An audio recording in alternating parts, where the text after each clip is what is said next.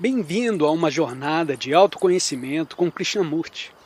Sintonize-se agora para uma palestra que desafia os pensamentos convencionais e oferece insights que transcenderão as barreiras da mente.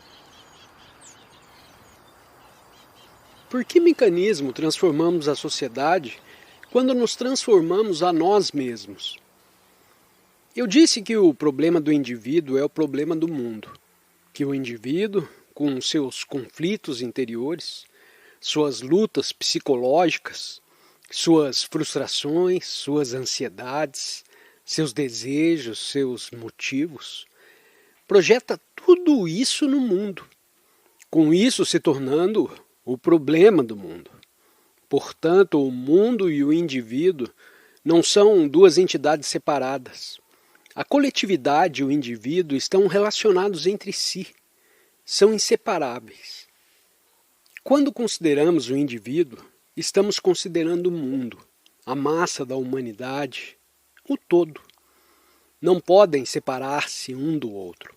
O mundo não está separado de você. O mundo é você. Não misticamente, mas porém de fato, biológica e psicologicamente. Na vida de relação, o mundo é você. Porque o que quer que seja, com sua ganância, com suas aspirações, suas frustrações, isso que você é se projeta no mundo. E por mais hábil e sutilmente que seja concebido o sistema social, o homem interior sempre supera a estrutura exterior. Logo se faz necessária a transformação interior, não em oposição ao exterior, não em antagonismo com a massa, não em separado do mundo, mas como um processo total. O indivíduo e o mundo constituem um processo total. E para transformar o mundo precisa começar de perto, isso é, em você mesmo. Não pode transformar o mundo. Isso nenhum significado tem. O mundo não tem referente, mas o indivíduo tem referente, que sou eu, que é você. Portanto, posso começar por mim mesmo, o que não significa opor a perfeição individual à massa. Muito importa compreender que não estamos absolutamente discutindo a respeito de perfeição individual. A busca da perfeição individual conduz ao isolamento, à segregação. E nada pode existir no isolamento. Não estamos tratando do aperfeiçoamento individual. Muito pelo contrário, o aperfeiçoamento individual não passa de outra manifestação de autoisolamento.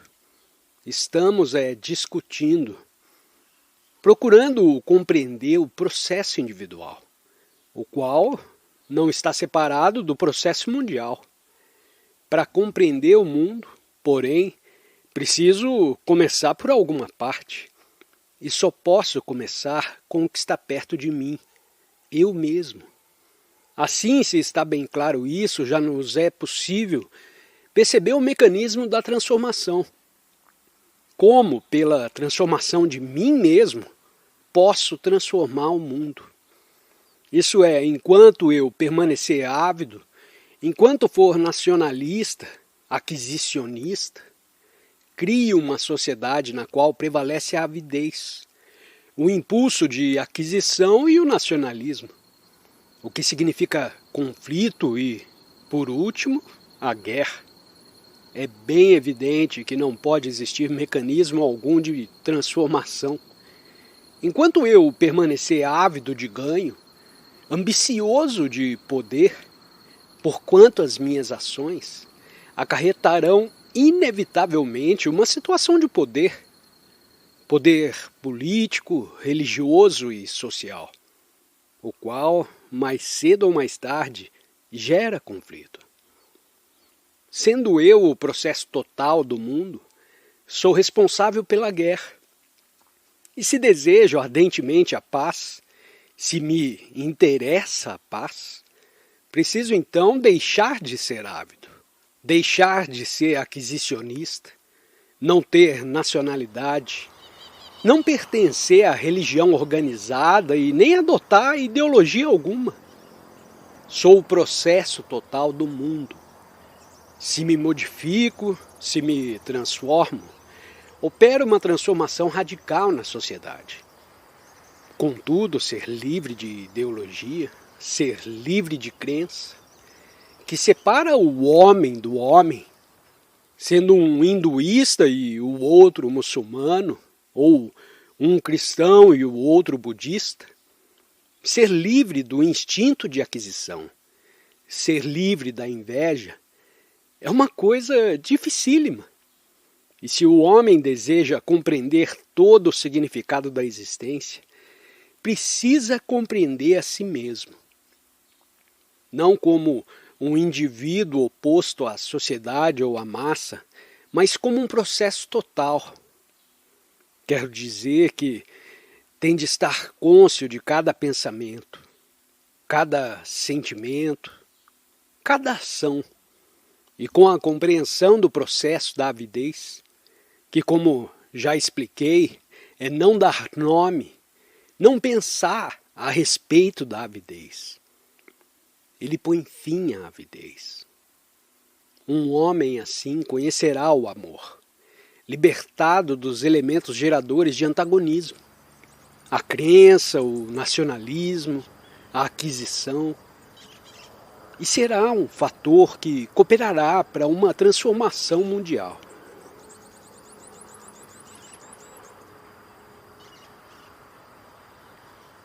O que há de verdade e o que há de falso na teoria da reencarnação? Resposta. Espero que depois que você me escutar, durante 2 horas e 10 minutos, as suas mentes ainda estejam frescas. Estão, senhoras e senhores? Sim? Pois bem, o que estamos tentando aqui é pensar juntos sobre o problema. Não está ouvindo um gramofone. Me recuso a ser um gramofone. Mas você está habituado a ouvir meramente. O que significa que, na realidade, não me está seguindo. Escuta superficialmente, como que encantados pelas palavras, e por isso não são regeneradores ou criadores de uma nova sociedade. Você é o fator que produz a desintegração. Senhores, esta é a calamidade. E não percebe essa tragédia. O mundo, inclusive a Índia, acha-se à beira de um abismo. Está a conflagrar-se e a desintegrar-se rapidamente. E o homem que se limita a ouvir palavras do guia, que se torna afeito à palavra unicamente, permanecendo um espectador, esse homem está contribuindo para o desastre. Se me permite te fazer uma sugestão, não se acostume com o que eu digo. Eu não repito. Penso de novo cada vez que respondo a uma pergunta. Se me limitasse a repetir, seria terrivelmente fastidioso para mim. E como não quero me enfadar com repetições, vou pensar na questão de um modo novo. E assim você também deve fazer. Se tem a curiosidade e o empenho para descobrir. Pois bem, o que se subentende nessa questão da reencarnação? Esse é um problema imenso e não podemos analisá-lo em poucos minutos.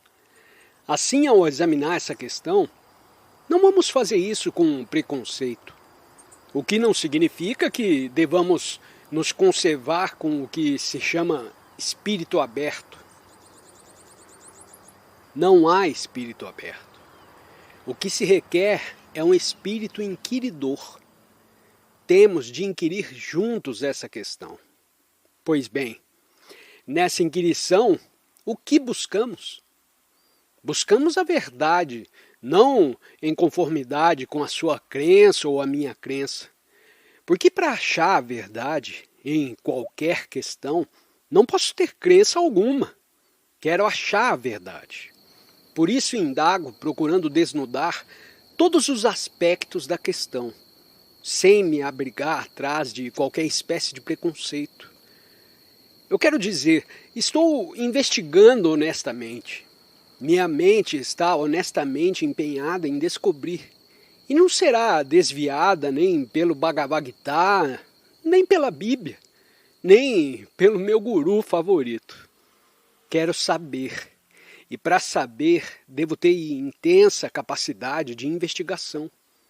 E o homem que está amarrado a uma crença, por mais longa que seja a corda, está sempre preso e, portanto, impossibilitado de investigar. Só pode inquirir dentro do raio da sua prisão e, portanto, nunca achará a verdade.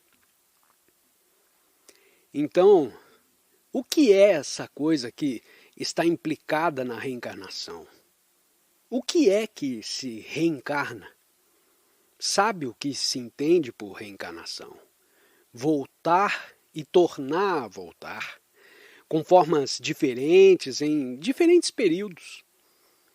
E o que é essa qualidade contínua que renasce? Só há duas possibilidades.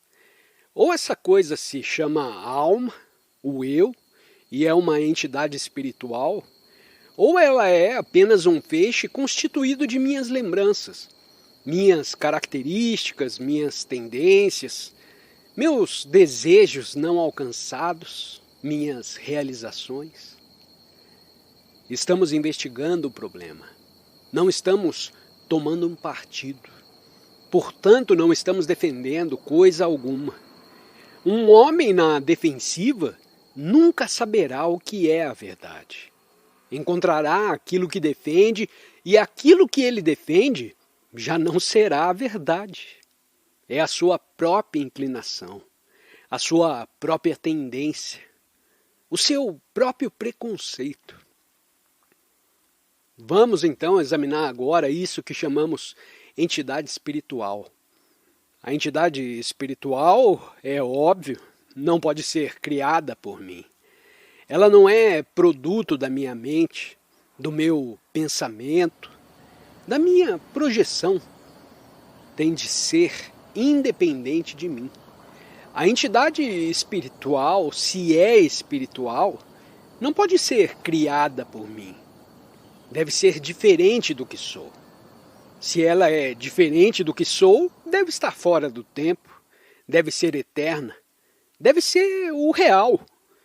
E aquilo que representa o real, o atemporal, o imensurável, não pode evolver, não pode progredir, não pode voltar, transcende o tempo e, portanto, é imortal. Ora, se é imortal, se transcende a mim mesmo, não tenho então controle algum sobre ela. Não está compreendida no campo da minha consciência. E, portanto, me é impossível pensar a respeito dela, nem indagar se pode ou não pode se reencarnar. É bem evidente que uma coisa que está fora do meu controle não pode ser investigada por mim. Só posso investigar o que conheço, que é a minha própria projeção. E se a entidade espiritual que chamo Krishnamurti me transcende, ela é então atemporal e não me é possível pensar a seu respeito. E aquilo em que não posso pensar não tem para mim realidade. Portanto, visto que ela é atemporal e imortal, e visto que o que me interessa é a questão da morte e do tempo, não me é possível investigá-la. Logo, não preciso me preocupar, mas estamos preocupados. O que nos preocupa não é a continuação de uma entidade espiritual, mas sim a continuação do eu, esse eu de todos os dias, constituído de minhas realizações, meus fracassos, minhas frustrações, minha conta no banco, minhas características e idiosincrasias, minha propriedade, minha família, minhas crenças. Isso continuará? É o que desejamos saber. E não se a entidade espiritual continua. O que, como já salientei, é uma questão absurda. Porque a realidade, a existência temporal, não pode ser conhecida por quem está preso na rede do tempo, visto que o pensamento é o processo do tempo, visto que o pensamento está fundado no passado. A aplicação do pensamento em especular a respeito do que é atemporal é em todo fútil. É uma fuga. O que é resultado do tempo só pode conhecer a si próprio, só pode investigar a si mesmo. Pois bem, então, desejo saber se o eu continua. O eu que é um processo total, um processo tanto psicológico como fisiológico, que está ligado ao corpo e também separado do corpo. Desejo saber se esse eu continua, se corporifica depois de terminar essa existência física. Bem, o que entendemos por continuidade? Já verificamos, mais ou menos, o que se entende por eu. Meu nome, minhas características, minhas frustrações, minhas realizações, enfim, todas as variedades de pensamento e sentimento em diferentes níveis da consciência. Bem, isso nós já sabemos. E agora, o que entendemos por continuidade? O que significa continuar? O que é que dá continuidade? O que é que diz eu continuarei ou não continuarei? O que é que está apegado à continuidade, à permanência? O que é a segurança? Afinal de contas, busco minha segurança aqui nas posses, nas coisas, na família, nas crenças. E quando o corpo morre, a permanência das coisas, a permanência da família desaparece. Mas a experiência da ideia continua. Logo é a ideia que desejamos que continue. Vemos que a propriedade há de desaparecer, que a família deixará de existir. Mas queremos saber se a ideia continua, se a ideia do eu, o pensamento eu sou, é contínuo. Por favor, é importante que se perceba a diferença. Sei que serei incinerado, que meu corpo será destruído. Sei que não mais verei vocês, que não mais verei minha família. Mas continuará a ideia do eu a existir? A ideia do eu não é contínua? Contínua no sentido de vir a ser, de mover-se de uma época para outra, de um período para outro, de uma experiência para outra.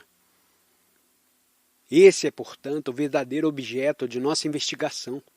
Se o eu, a ideia ou formulação do eu, continuará. Vocês não estão cansados? Então, muito bem, senhores. O que é, então, o eu? Já investigamos isso e sabe o que ele é. Sem dúvida, o pensamento se identifica com uma crença e essa crença continua, como uma onda elétrica. O pensamento identificado com uma crença tem continuidade, tem substância. Esse pensamento é designado por um termo, tem um nome e é reconhecido como eu. E esse eu, na certa, é dotado de movimento. Ele continua, ele vem a ser. Pois bem, o que acontece ao que continua? Você compreende o problema? O que acontece a uma coisa que é contínua, que está num constante processo de vir a ser? O que continua não se renova, apenas repete a si mesma em diferentes formas, mas não se renova. Isso é, o pensamento identificado com uma ideia tem continuidade como eu. Uma coisa que continua se deteriora sempre, conhece o nascimento e a morte. Nesse sentido, ela continua, mas a coisa que continua nunca pode se renovar. Só há renovação quando há terminação. Repito que é muito importante descobrir e compreender isso. Digamos, por exemplo, que estou preocupado com um problema que quero resolver e continuo me preocupando com ele. O que acontece? Não há renovação, não é verdade? O problema continua dia por dia, semana por semana, ano após ano. Mas quando se acaba a preocupação, se dá uma renovação. E o problema tem então um significado diferente. Só no terminar há renovação. Só na morte há renascimento. O que significa uma morte diária e momentânea. Quando, porém, só existe o desejo de continuar e, portanto, uma identificação com uma crença ou com uma recordação, que é o eu, nessa continuação não existe renovação. Isso é um fato bem evidente. Um homem que tem um problema e com ele se preocupa continuamente, durante anos, está morto. Para ele não há renovação. É um morto-vivo e apenas continua. Todavia, no momento em que termina o problema, vem a renovação. Do mesmo modo, onde há um findar, há renascimento, há criação. Mas onde há continuidade, não pode haver a criação. Aprecie, senhores, essa beleza, esta verdade. No findar, há o amor. O amor é novo de momento em momento. Não é contínuo, não é repetitivo. Esta é a sua grandeza e esta é a sua verdade. Um homem que busca a continuidade irá encontrá-la, sem dúvida, porque ele se identifica com uma ideia, e a ideia ou a memória continua. Todavia, na mera continuidade, não há renovação. Só na morte, só no findar, há renovação, e não na continuidade. Você dirá agora que não respondi se há ou se não há reencarnação. Mas, de certo, eu respondi a pergunta. Senhor, para os problemas da vida não há uma resposta categórica, um sim ou um não. A vida é vasta demais. Só os que não pensam buscam uma resposta categórica. Mas analisando essa questão, descobrimos muitas coisas. Só há beleza no findar. Só há renovação, só há criação, só há um começo na morte, no morrer a cada minuto. O que significa não amontoar, não armazenar física ou psicologicamente. Assim, a vida e a morte são uma só coisa. E o homem que sabe que elas são uma só coisa, é aquele que morre a cada minuto. Significa isso não dar nome, não deixar o registrador fazer funcionar repetidamente aquilo que é a sua própria consciência. A imortalidade não é continuação de uma ideia que é o eu. Imortalidade significa morrer constantemente e, portanto, renovar-se constantemente.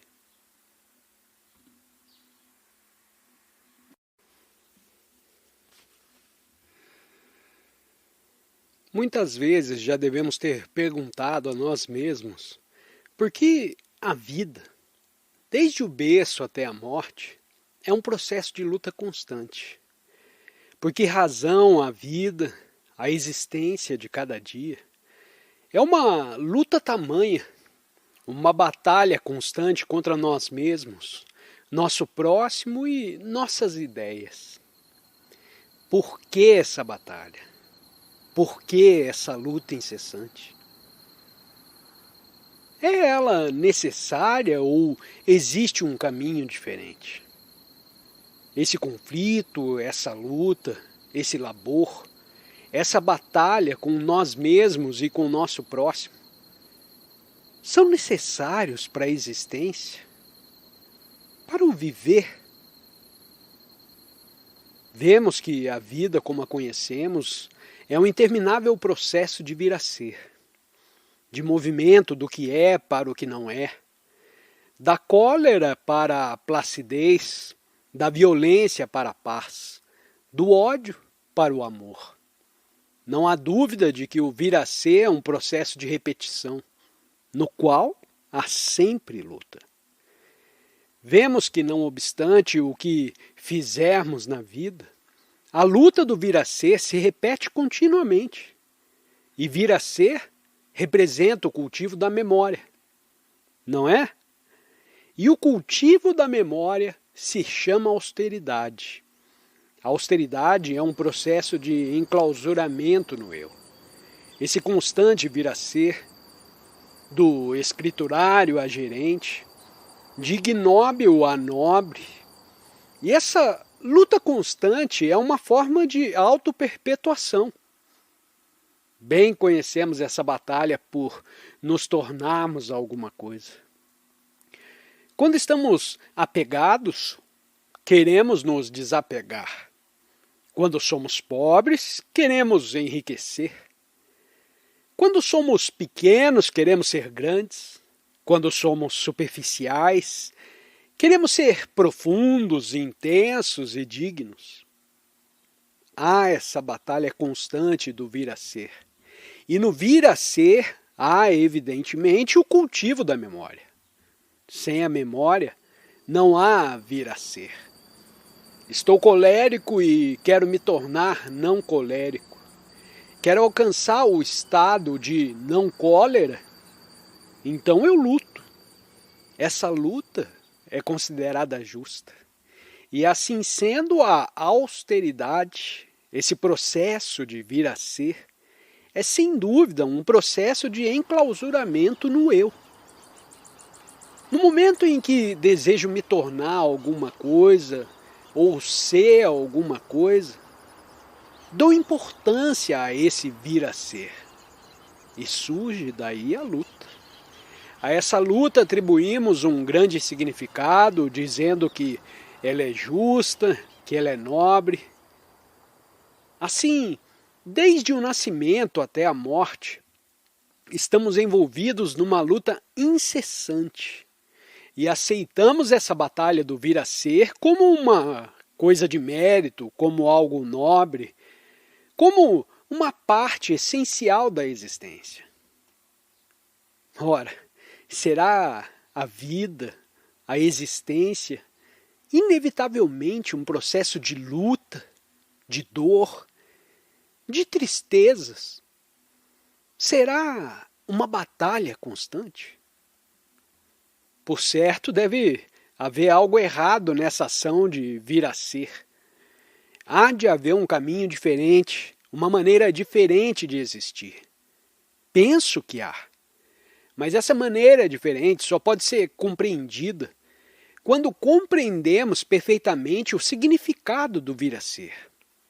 No vir a ser, há sempre repetição e, portanto, o cultivo da memória. O que significa salientar a importância do eu. E o eu, por sua própria natureza, é esforço, luta, batalha. Ora, a virtude não pode consistir em vir a ser. A virtude consiste em ser, aonde não há luta. Você não pode se tornar virtuoso. Ou é virtuoso ou não é. Você pode se tornar austeros, mas nunca virtuosos, porque a virtude traz liberdade. E deve notar que um homem austero nunca é livre. Isso não significa que um homem virtuoso é complacente consigo mesmo.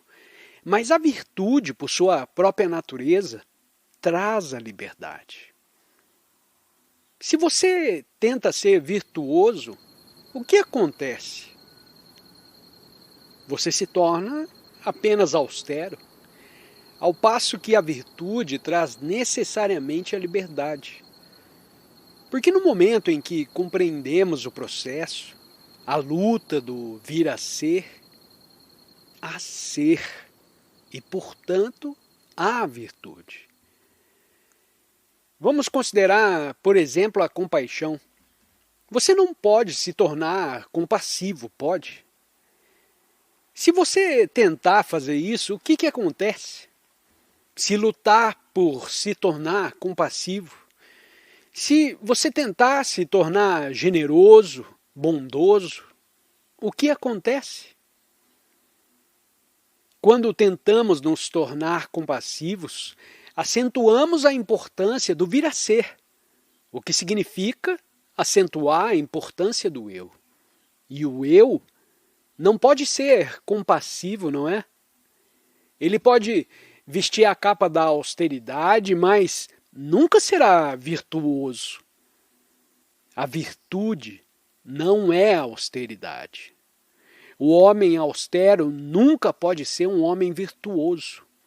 A austeridade é sempre um processo egocêntrico, ao passo que a virtude na qual não há um vir a ser, mas um ser, é sempre livre, aberta, e nela há ordem. Experimente em você mesmo e você verá que no momento em que luta por se tornar virtuoso, compassivo e generoso, o que faz é apenas levantar uma resistência. Ao passo que, se realmente compreende o processo de vir a ser, que significa realçar a importância do eu, verá então surgir uma confiança, uma liberdade, uma existência na qual há virtude. Ora, como se pode efetuar essa transformação? Como se pode realizar essa mudança radical do vir a ser para o ser? Como pode uma pessoa empenhada em vir a ser e que está, portanto, lutando e batalhando consigo mesma, conhecer aquele estado de ser, que é virtude, que é liberdade? Eu espero que a pergunta esteja clara. Há anos que luto por me tornar alguma coisa, não ser invejoso, tornar-me não invejoso. Como posso parar a luta e ser simplesmente? Porque enquanto eu estiver empenhado em lutar por me tornar o que chamo justo, estou evidentemente pondo em funcionamento um processo de enclausuramento no eu. E não há liberdade numa clausura. Assim, o que me cabe fazer é apenas ficar cônscio, passivamente cônscio do meu processo de vir a ser. Se sou superficial, posso estar passivamente cônscio de que sou superficial, sem luta para me tornar alguma coisa. Se estou irado, se sou ciumento, impiedoso, invejoso, posso ficar apenas cônscio disso em vez de lutar. No momento em que lutamos com uma qualidade, a luta fica sendo importante. Fortificamos a muralha de resistência. E essa muralha de resistência é chamada austeridade. Mas para o homem austero, nunca despontará a verdade.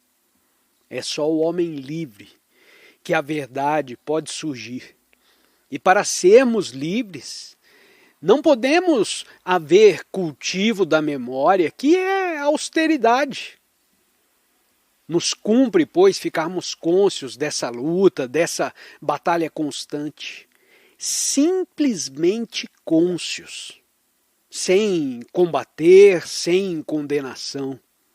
E se estiver verdadeiramente vigilantes, passiva, porém, atentamente vigilantes, verá como a inveja, o ciúme, a avidez, a violência e tudo mais desaparecem e sobrevém a ordem, silenciosamente, velozmente.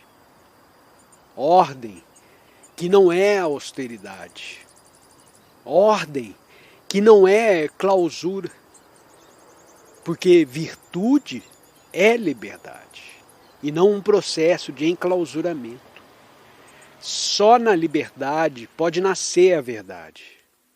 Portanto, é essencial que sejamos virtuosos e não austeros, porque com a virtude vem a ordem. Só o homem austero vive em confusão, em conflito. Só o homem austero desenvolve a sua vontade como meio de resistência. E um homem de vontade nunca achará a verdade, porque nunca é livre. O ser, que significa reconhecer o que é, viver com o que é, não procurando transformá-lo, não o condenando, faz nascer a virtude. E nesta há liberdade. Só quando a mente não está cultivando a memória, não está procurando a austeridade como meio de resistência, há liberdade. E nessa liberdade surge a realidade, trazendo ventura suprema, cuja doçura deve ser experimentada.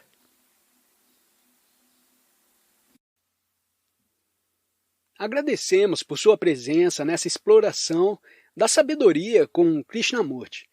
Se você está ansioso por mais descobertas, confira os vídeos que estão sendo sugeridos na sua tela. Desafie a sua mente a absorver mais conhecimento. Compartilhe as suas percepções nos comentários e, claro, inscreva-se para continuar essa jornada conosco.